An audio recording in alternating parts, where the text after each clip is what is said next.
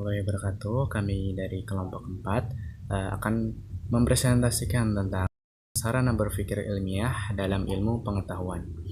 Kelompok kami beranggotakan saya sendiri Miftahul Falah dan juga ada Fatihah Rizky Sabrina dan juga Randa Dwi Amanda.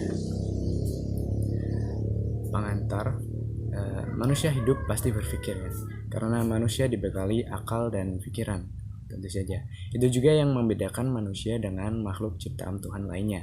Dengan akalnya, manusia dapat mengembangkan pemikirannya sehingga mampu untuk memecahkan masalah dan juga mampu untuk mencapai tujuan hidupnya.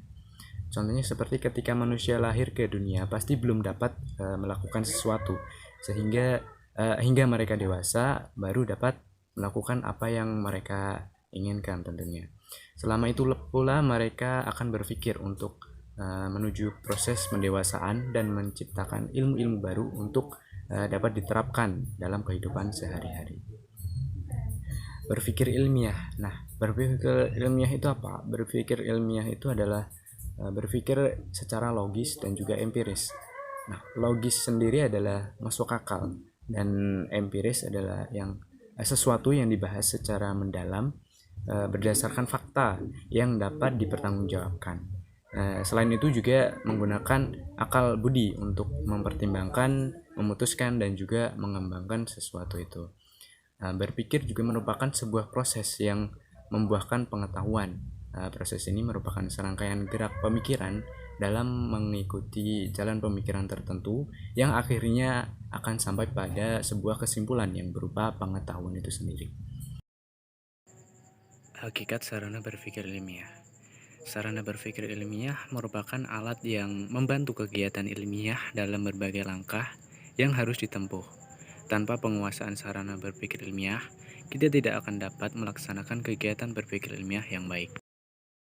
Sarana ilmiah juga diperlukan untuk membantu kegiatan berpikir ilmiah. Tanpa sarana berpikir ilmiah, maka kegiatan ilmiah tidak akan berjalan dengan baik. Hal-hal yang perlu diperhatikan. Sarana ilmiah bukan merupakan kumpulan ilmu, melainkan kumpulan pengetahuan yang didapatkan berdasarkan metode ilmu.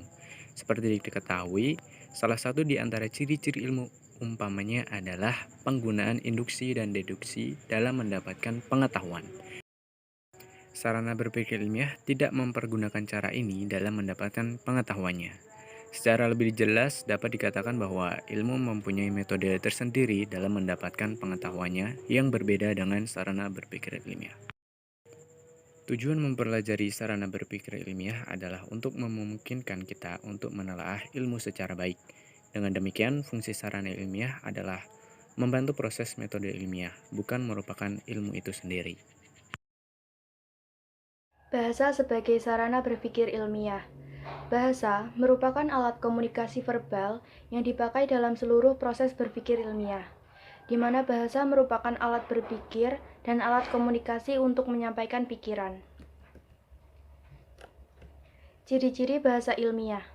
Yang pertama adalah informatif, yang berarti bahwa bahasa ilmiah mengungkapkan informasi atau pengetahuan.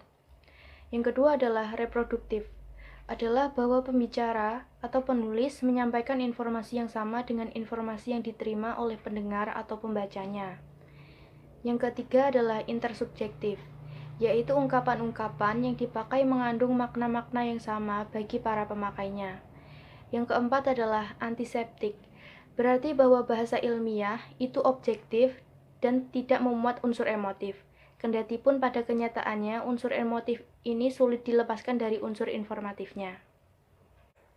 Kelemahan bahasa dalam menghambat komunikasi ilmiah. Yang pertama adalah emosional.